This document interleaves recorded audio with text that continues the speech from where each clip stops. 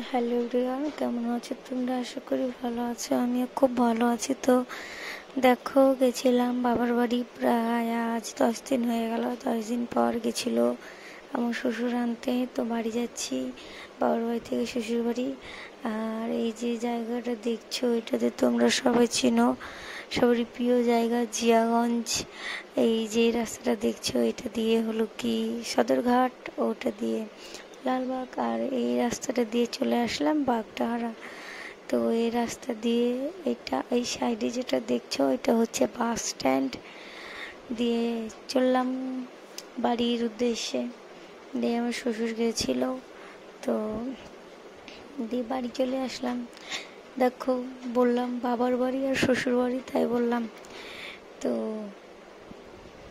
আর আগিয়ে যে একটা জিনিস আছে, চলো তোমরা দেখবে।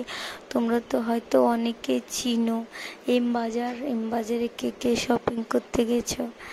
আমি এখনো পর্যন্ত যাইনি। এই দেখো এম বাজার, বড় বাজার, দূর থেকে দেখছিলাম এম বাজার। তারপর এই হচ্ছে বাগডোহরা। এই রাস্তাটাতে তোমরা সবাই চিনবে, যারা যারা আমার ভিডিও দেখো তারা।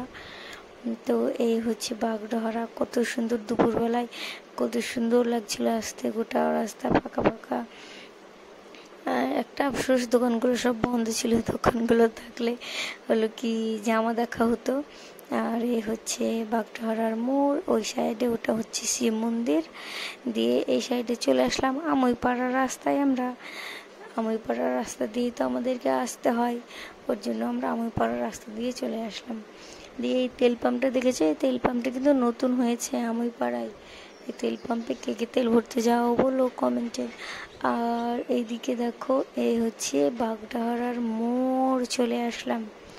এইটা হচ্ছে বাগডাহারা মোড়। আগে যে কালীবাড়ি আছে, তোমরা হয়তো কালীবাড়ি চিনো, অনেকেই চিনো না। আমি চিনি, গেছিলাম একবার।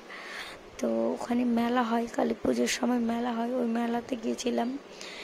এই সেই রাস্তা। এটা হচ্ছে আমইপাড়ার রাস্তা। আগে যে একটা স্কুল আছে, তারপর কিছুক্ষণ পর চলে আসলাম দেবাইপুর পার করে, রানীতলা পার করে, কাহারপাড়া ব্রিজ, না সরি সরি সরি কাহারপাড়া না, শিয়ালমারির ব্রিজ। তো এই ব্রিজগুলো আমাদের বাড়ির ওদিকে আগে এসে আর একটা আছে, যেটাকে বলে কাহারপাড়া। এই কাহারপাড়া বিএসএফ ক্যাম্পের কাছে একটা এই ব্রিজগুলো আছে, আর একটা এই ব্রিজগুলো এখানে আছে।